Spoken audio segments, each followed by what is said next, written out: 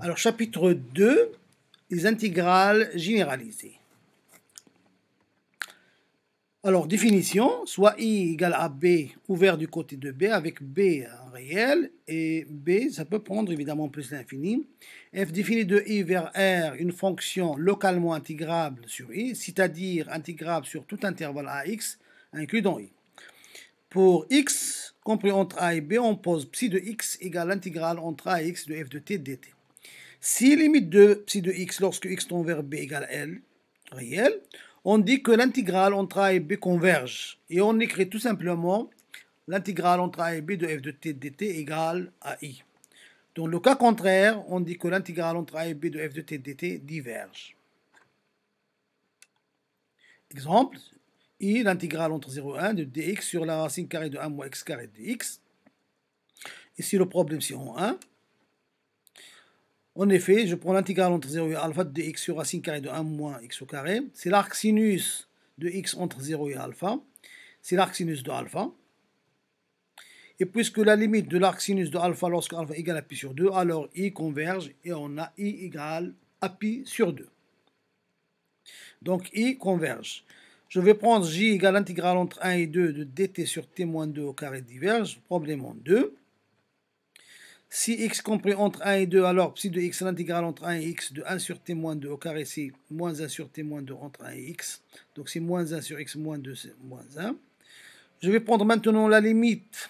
Donc si on prend x tend vers 2 moins, alors psi de x va tendre vers plus l'infini. Donc notre intégrale j diverge. Troisième exemple, k est égal à l'intégrale entre 0 et 1 de dt sur t diverge. En effet, k c'est la limite de ln de t entre alpha, et c'est le problème en 0, et 1, lorsque alpha tend vers 0, c'est plus l'infini.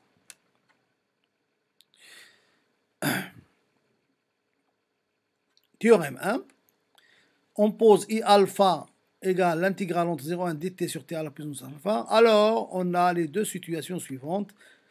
I alpha, si alpha est strictement inférieur à 1, I alpha converge. Deuxièmement, si alpha supérieur ou égal à 1, I alpha diverge. Alors, démonstration. Si alpha égale à 1, c'est l'exemple 3 que nous avons déjà vu, il diverge. Si alpha différent de 1, deux situations se présentent. I alpha, c'est égal à ceci, n'est-ce pas?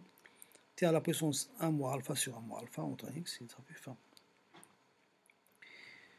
Alors, si I alpha est égal à 1 sur 1 moins alpha, si 1 moins alpha positif est égal à plus l'infini si 1 moins alpha est négatif. Conséquence, soit 1 réel strictement positif, alors on a l'intégrale entre 0 et 1 de 1 sur t à la puissance alpha converge si et seulement si alpha est strictement inférieur à 1. L'intégrale entre 0 et 1 de 1 sur t à la puissance alpha converge si et seulement si alpha est inférieur strictement. La démonstration, c'est les mêmes techniques que précédemment. Conséquence 2, si je prends A et B deux réels, alors on a A, l'intégrale entre A et B de dt sur b moins t à la puissance alpha converge si seulement si alpha est inférieur.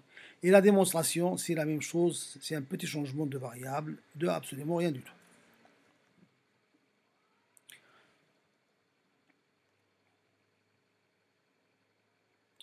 Théorème 2. Soit bêta réel, on pose I bêta, c'est l'intégrale entre 1 et plus l'infini dt sur t à la puissance bêta, alors I bêta converge si seulement si bêta est strictement supérieur à 1. Et la même chose, donc l'intégrale entre 1 et plus l'infini de dt sur t à la puissance bêta converge si seulement si bêta plus grand que 1.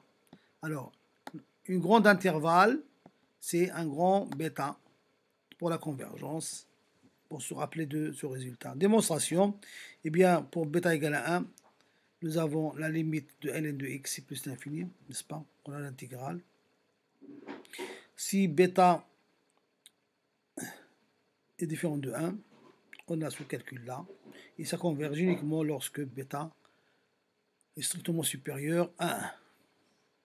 Les exemples, l'intégrale entre 1 et plus l'infini dt sur racine cubique de t dt, elle converge parce que la racine cubique, c'est t à la puissance 1 tiers, et 1 tiers est plus petit que 1, donc ça diverge. L'intégrale entre 1 et plus l'infini dt sur t racine cubique de t, celle-là, elle converge parce que t fois racine cubique de t, c'est 4 tiers, et donc c'est supérieur à 1. Théorème 3, soit f et g, deux fonctions positives sur i, localement intégrables sur i, est telle que, quel que soit x dans i, f de x est inférieur ou égal à g dx. Alors les affirmations suivantes sont équivalentes. Attention, ce sont deux fonctions positives et qu'ils vérifient ça. Si l'intégrale de la plus grande g converge, l'intégrale de la petite, elle converge aussi. Si l'intégrale de f diverge, alors l'intégrale de la grande, elle diverge aussi. Des exemples.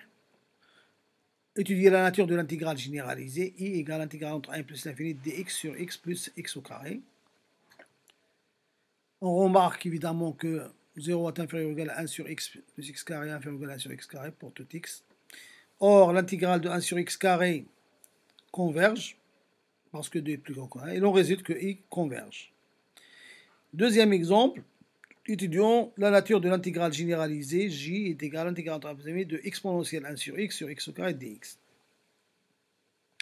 De la même façon que dans 1, on va majorer la fonction, ceci, par une fonction dont l'intégrale généralisée est convergente.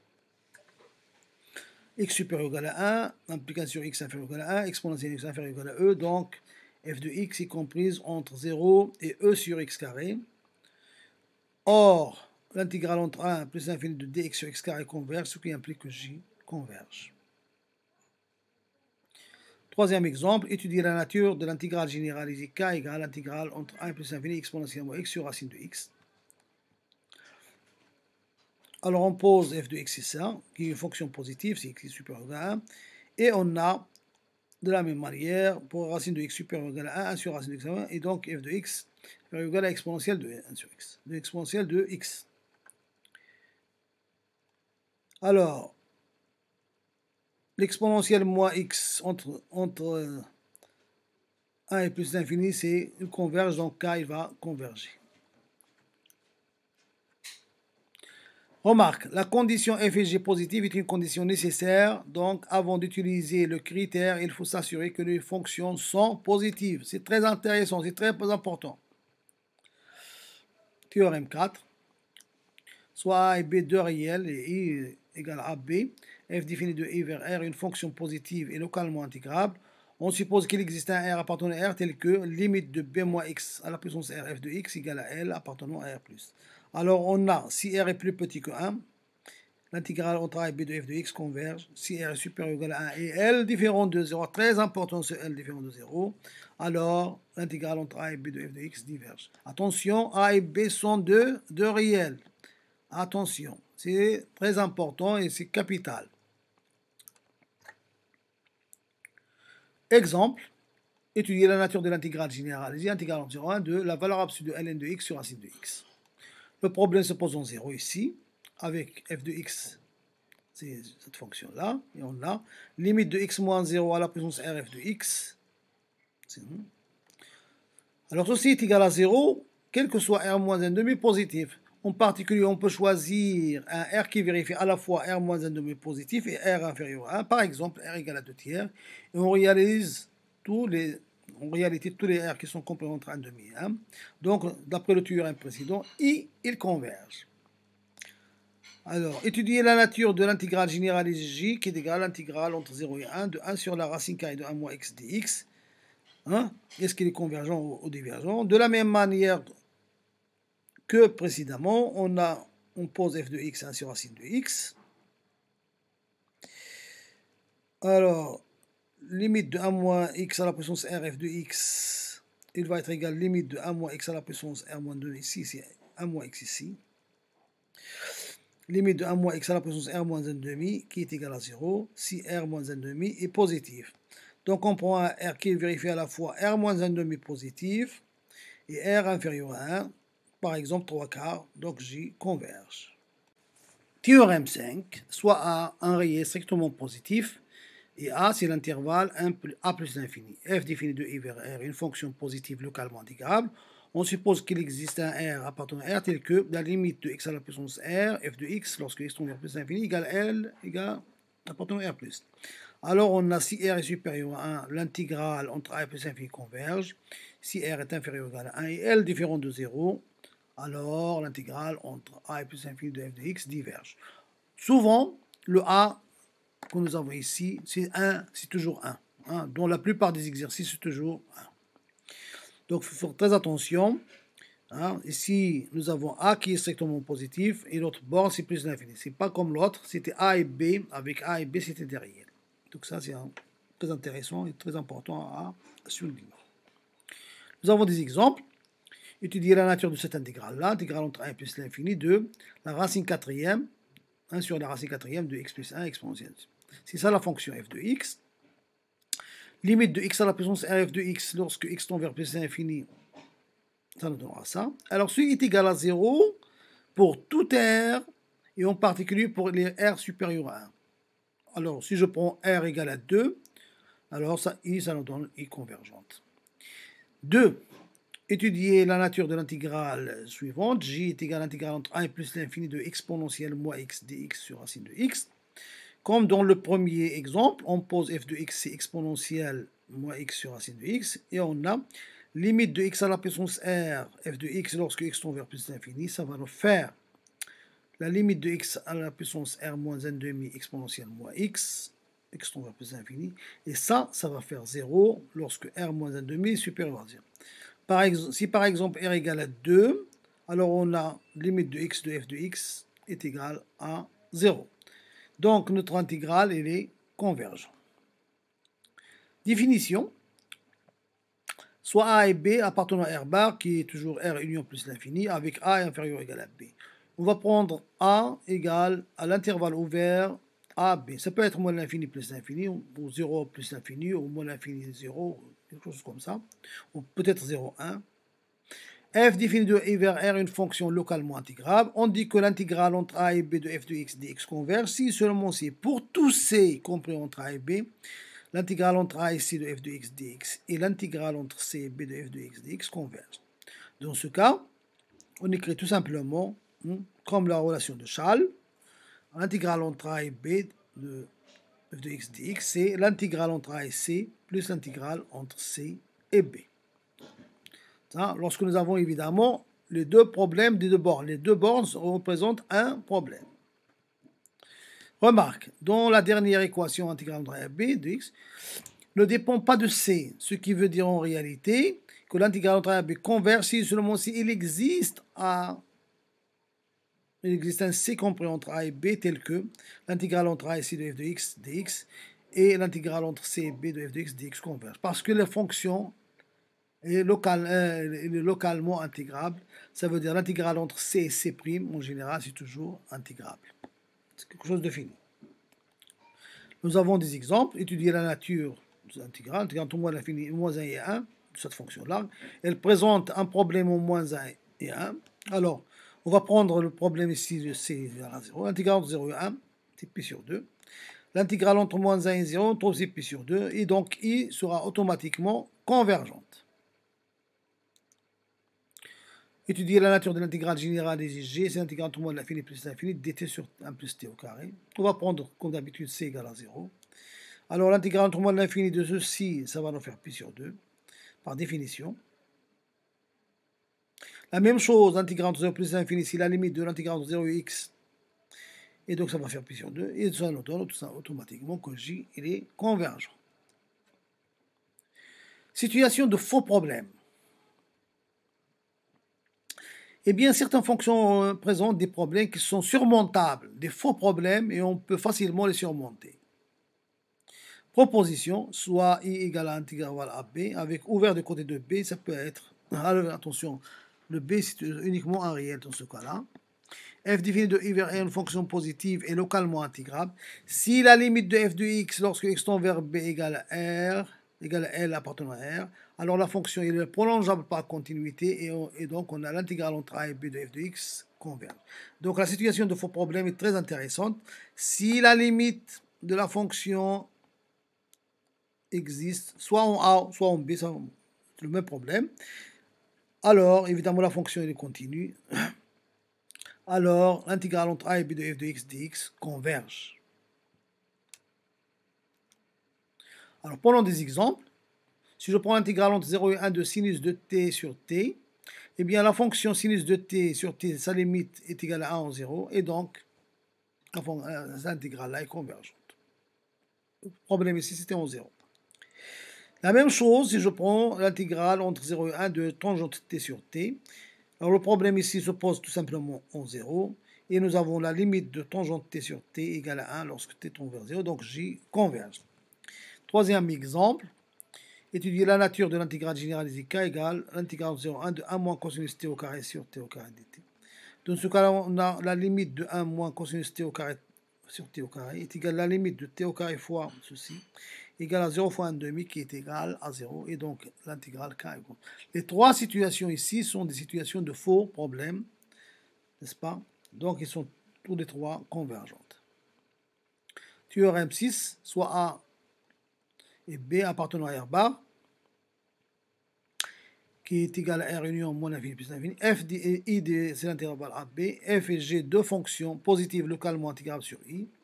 On suppose que F est équivalente à G au voisinage de B. Alors, l'intégrale entre A et B de f de x dx et l'intégrale entre A et B de g de x dx sont de même nature, c'est-à-dire convergent ou divergent en même temps. Attention, f est équivalente à G si seulement si le rapport f de x sur g de x, lorsque x tend vers B, eh bien, est égal à 1. Exemple, étudier la nature de l'intégrale suivante, et c'est l'intégrale entre 0 et 1 de sinus de t sur t racine de t. Dans ce cas, le problème se pose en 0, évidemment, parce qu'il n'y a rien. Au voisinage de 0, sinus de t sur t est équivalente à 1 sur t à la puissance 1,5. Et puisque 1,5 est inférieur à 1, alors l'intégrale entre 0 et 1 de 1 sur t à la puissance 1,5 converge, donc il converge. Prenons l'exemple de J, l'intégrale entre 0 et 1 de tangente x sur x au cube dx. Alors, au voisinage de 0, tangente x sur x est équivalent à 1, donc ceci est équivalent à 1 sur x carré, au voisinage de 0. Puisque 2 supérieur à 1, souvenez-vous du théorème, alors l'intégrale entre 0 et 1 de 1 sur x carré dx diverge, et donc J, il diverge. Alors, la même chose qu'on peut faire avec ça, cette intégrale entre 0 et plus l'infini. Alors, on va la partager en deux, problème en 0 et en plus l'infini. Au voisinage de 0, ça converge. Ok. Parce que 1,5 est inférieur à 1. D'autre part, pour nous avons h de t toujours inférieur ou égal à 0, supérieur ou égal à 0, inférieur ou égal à 2 sur 5,5, hein, pour tout t supérieur ou égal à 1. Et puisque l'intégrale entre 1 et plus l'infini de 2 sur t à la puissance de converge, évidemment parce que 5,5 est supérieur à 1. Donc l'intégrale entre 1 et plus l'infini de 1 moins cosinus t sur t au carré racine de t dt converge. Et donc finalement, K, il est... On continue donc notre cours. Définition 3, soit I un intervalle du type, soit AB ouvert des deux côtés, AB ou AB fermé de côté de B, un intervalle quelconque de R, et f défini de I vers R, une fonction localement intégrable. On dit que l'intégrale entre A et B de f de x est absolument convergente si seulement si l'intégrale entre A et B de la valeur absolue de f de x dx est convergente. L'intérêt de cette définition réside dans le fait que tous les critères que nous avons vus concernant les fonctions, ils concernent évidemment les fonctions positives. Et le théorème suivant va nous donner un moyen efficace pour étudier le cas des fonctions non positives. Théorème 7, soit f défini de I vers R une fonction localement intégrable avec I comme dans la définition précédente, alors l'intégrale est absolument convergente implique l'intégrale entre A et B de f de x dx converge. Intégrale absolument convergente implique l'intégrale converge. Alors on peut se poser la question, comment est-ce qu'il y a moyen à utiliser le changement de variable et l'intégration par partie comme dans le cas d'une intégrale naturelle? Effectivement, ça c'est possible, mais on l'utilise surtout à l'intérieur parce que l'intégrale entre A et B de f de x n'est autre qu'une limite. Donc là, il faudrait faire très attention à son utilisation. Alors, je préfère donner quelques exemples ici. Exemple, étudier la nature de l'intégrale i, qui est l'intégrale entre 0 et 1 de cosinus 1 sur t dx. Alors, dans ce cas, le problème se pose évidemment en 0 parce que 1 sur t n'est pas défini. Et on a i est égal à la limite de l'intégrale entre 1, x et 1 de cosinus 1 sur t, x tend vers plus l'infini dt. On note ix, cette intégrale-là, l'intégrale de x et 1, cosinus 1 sur t dt. Et on effectue le changement de variable, u égale 1 sur t. Donc dt égale moins 1 sur u au carré de du. Et donc i de x, ça va faire ceci. Alors, et enfin, i, ça va faire la limite lorsque x tend vers 0 plus de ceci, qui est égal à la limite lorsque x tend vers 0 plus de l'intégrale entre 1 et 1 sur x cosinus u sur u au carré du. Et donc ça va nous faire l'intégrale entre 1 et plus l'infini cosinus u sur u au carré du. Or, la valeur absolue de cosinus u sur u au carré est inférieure ou égale à 1 sur u, parce que le cosinus en valeur absolue est inférieur ou égal à 1, pour tu supérieur ou égal à 1. Donc l'intégrale entre 1 et u plus l'infini de 1 sur u au carré converge car 2 supérieur à 1. Donc cette intégrale-là converge. Et le théorème précédent nous donne que l'intégrale sans les valeurs absolues converge. Ça veut dire absolument convergente implique converge. Deuxième cas, étudier la nature de l'intégrale généralisée, intégrale entre 0 plus infini sinus t sur t dt. Ça, c'est une fonction qui n'est pas positive, donc il faut faire très attention. Et dans cette situation, le problème se pose en 0 et en plus l'infini. On a la limite de sinus de t sur t en 0 égale à 1. Donc la fonction f de t égale 0 se prolonge par continuité en 0. Et donc l'intégrale entre 0 et 1 de sinus de t sur t converge. Donc c'est un faux problème. D'autre part, si on pose g de c, l'intégrale entre 1 plus 1 de sinus de t sur t est égale à la limite de l'intégrale entre 1 et x de sinus de t sur t dt. Alors l'intégration par partie nous donne g2 égale limite de moins 1 sur t cosinus t 1 sur x moins intégrale entre 1 et x cosinus de t sur t au carré. Ce qui nous donne alors cosinus de 1, j, c'est la limite de cosinus 1 moins cosinus x sur x moins l'intégrale entre 1 et x cosinus de t sur t au carré. Mais le cosinus x sur x, sa limite est égale à 0 parce que lorsque x tend vers plus, parce que cosinus de x est borné, il est compris entre moins 1 et 1, et donc ça va tendre vers 0. Donc G2 égale cosinus de 1 moins l'intégrale entre 1 plus 1 cosinus de t converge. Et donc G qui est égal à J1 plus J2, donc J il converge.